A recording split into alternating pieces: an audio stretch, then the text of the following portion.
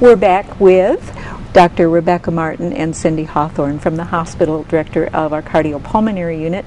Earlier we were talking about the e-bus, and I'll let you do the translation on that one more time, Doctor, if you would. Endobronchial ultrasound guided biopsies. Okay. All right. Which is an inpatient procedure, or an outpatient procedure done if you need to have the lymph nodes in the chest biopsied. Biopsied. Okay, we got that. But you've also brought with you today, now this is a portable. Cindy, tell me about this. What do we got here? This is a portable ultrasound. It's made by the company called Sonosite, and one of the things when Dr. Martin came to us that she was very used to doing is, other than pulmonology, she does a lot of critical care patients, and one of her tools that she used was being able to take ultrasound to the bedside to be able to make quicker diagnosis of things that are going on with the patient. So we were able to get this unit for her. It normally sits on a stand, and it has lots of things on it that she can use for different procedures at the bedside. Right into the patient. Yeah, right. We just roll it up to the patient. We have a couple of different ultrasound probes that are used. We brought with us today one that's used for vascular imaging, and she's going to tell you a little bit about that. Okay. Yeah, the two big probes, the two main probes that we use is the one for vascular because it's not very deep. And so I can find virtually any blood vessel. I can start an IV, I can start a big IV and a big vein, look at volume status. So when you're somebody's in the intensive care unit, one of the big questions is always whether or not they need fluid, IV fluid, or whether or not you need to take away IV fluid, and sometimes it's hard to tell, but with this it's an instant bedside exam that gives you an enormous amount of information with no intervention at all. So there's no needles, nothing painful, and it's virtually instantaneous. So I can start we call them central lines, and they're big IVs in a big vein for multiple different medicines to be administered all at once. And so the sicker somebody is, the more you need access to their bloodstream. And then the other probe that we use, it's a heart probe. Actually, it's the same one that they used to do an ultrasound of the heart with, and you can do a quick bedside ultrasound of the heart. It lets you know about heart function, and you can also look inside the belly and look for fluid inside the belly, and I'll use it in particular to look for fluid inside the chest. And so anytime I find fluid, if I can see it, I can put a needle into it and drain it. Sometimes getting the sample helps us the most, because then we know what it is. Is it infected? Is it blood? Is it supposed to be there? Does it need to come out? Will it make them feel better? And so we can use this little machine. Gives me just volumes of information instantly. Wow. Can we demonstrate it today? Absolutely. Right. You need a guinea pig? So this is our vascular probe. Oh my. I'm going to put jelly on there. Thank you. All right. All right. We're going to look at your neck. I got you. Oh, thank you. All right. We got you covered here for sound. All right. All right, we're going to have something to clean this up with. Yeah, we'll find something. Right. So this is your carotid artery. You see the perfectly round one just in the middle of the screen that's pulsating? Yes. Okay, that's your carotid artery. Now just above that you see a blood vessel that's a little bit flatter, and when I press down like this you can't see it anymore. All you can see is that big muscular carotid beating, but when I let go, that is your internal jugular vein. Oh. And that is where you see, talk again. Okay, let's see. You see how much bigger it gets? Now take it a big breath and blow it out.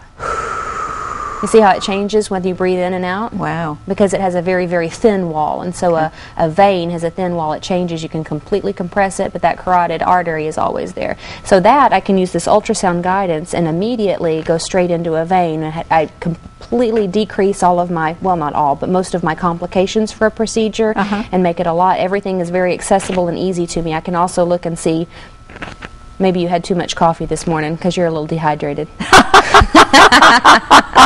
Boy, did you just hit the nail on the head. We have something to help clean her up.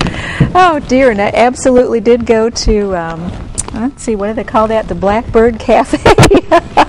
And had a big cup of coffee.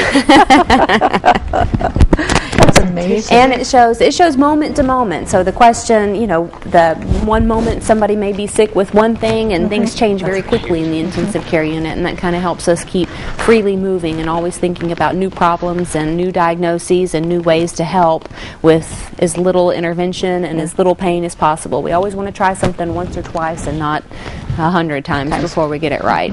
That is totally amazing. The entire technology that we have available is amazing. Like you said, I mean, how much smaller are we going to get? Thank you. Sorry about that. Yeah, that's okay. It was like, wow, she knows I had coffee. That's amazing. And I was feeling a little bit like, yeah, I could use some water. Okay.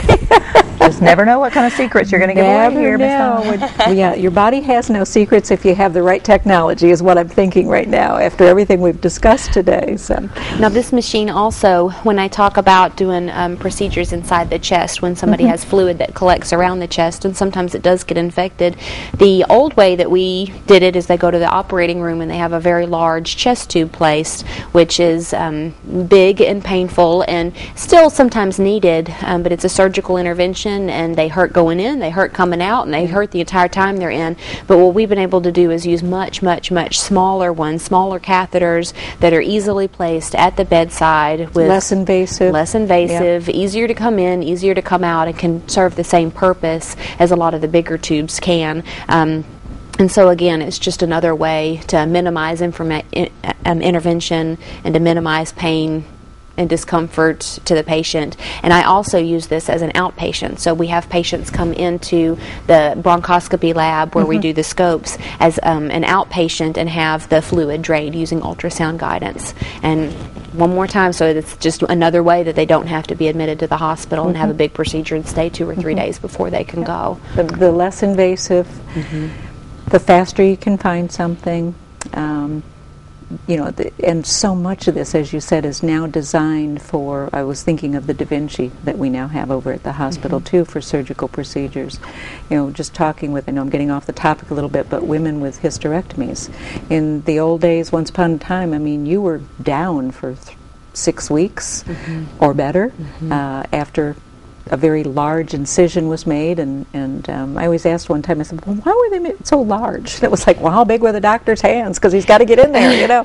And I mean, things like this, and now something like Da Vinci, you've got 5 little spots that are little holes, and they place instruments inside. Absolutely. And all of this is just amazing. And it's interesting that you mentioned Da Vinci, because Dr. Elkins and I work together a lot, our cardiothoracic surgeon, for minimally invasive procedures, and that's what we've been able to do, is focus his time more on minimally invasive surgical resection of cancers where I can minimally invasively diagnose them. And so between the two of us, instead of the mediastinoscopy, which he used to do, which was an operating room procedure, I can often get the answer with the EBUS without having to send them for that, and then I can then refer the patient to him, who can in turn do even further minimally invasive surgical techniques that keeps them in the hospital a much less period of time. And so we work together a lot to try and achieve that. I'm glad I brought that up with the Da Vinci then.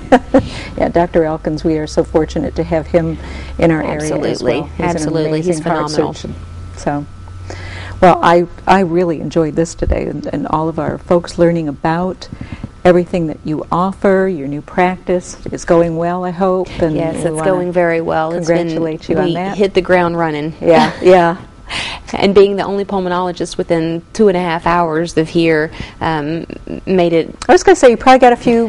That phone rings a lot. It does. I've been very, very fortunate. Well, we feel blessed that you've come and chosen the Twin Lakes areas to make your home and raise your children, and your husband in his practice. We're just delighted that you're here. Absolutely. And I know Miss Cindy, she sings your praises all day long. All the time. All the time. She's kept me busy, though. You know, all the new stuff that she's wanting to do, you know, it's kept me busy researching and finding new products for her and stuff. But it's great. Because you've always got to get your staff up to speed. That's to be right. Able to We've had to get them trained to assist her. Exactly. The therapists and the nurses both have to learn, you know, what her quirks are within the procedure room and how to assist her best and take care of the patient at the same time. So she actually sings the staff's praises all the time too. In fact, I heard she was talking good about them the other day again. So we've really tried to take care of her and make sure that she's got everything she needs to take care of our patients. So I think that's something too I always like to share with our viewing audience is that every time a new technology comes out, and a doctor that's been trained on it and knows how to use all of this, we always have to make sure that all of our nurses are well trained, so they're sent off places to get special training, and they go through all sorts of procedures. Our doctors do the same thing every time we buy new equipment. There's many doctors going off now, I understand, with the Da Vinci that they're learning how to operate? The courses for critical care ultrasound, I can easily find you 10 at any given point because it's becoming necessary. I mean, it's just something that we're going to have to start doing with everybody that comes into the intensive care unit, and the EBUS is more and more popular, and as it gains popularity, it'll spread as well. We're fortunate to have it here. We've got so much. When I think of the intensive care unit, and then I always think of the fact that we've got the electronic folks coming in that are EICU, which is just amazing. Thank you, Cindy. It's just amazing that we've got the intensivists that are always available, and what a world we're living in. And when we have kids, Cindy's wonderful with the kids that come and visit that are our future nurses, doctors, coming up in whatever area of interest that they have, and we tell them, always make sure you get all the computer skills you possibly can, because you're going to need those in the future of healthcare. And if you enjoy working with patients, just get all the technology behind you possibly can. It's changing, evolving, interesting beyond belief, but it's just something that who knows where it's going to go. Absolutely. That's for sure. So I want to thank you both so much for taking the time to coming and joining us today on BRMC's Healthy Connections. It's been so interesting, so informative, and I hope you'll come back and see us again real soon. Bring your husband, okay? Okay. All right. Cindy, thank you so much. Thank you, Donna. I'm sure glad that you joined us, and we will see you all again next time on BRMC's Healthy Connections. Thank you so much for joining us today.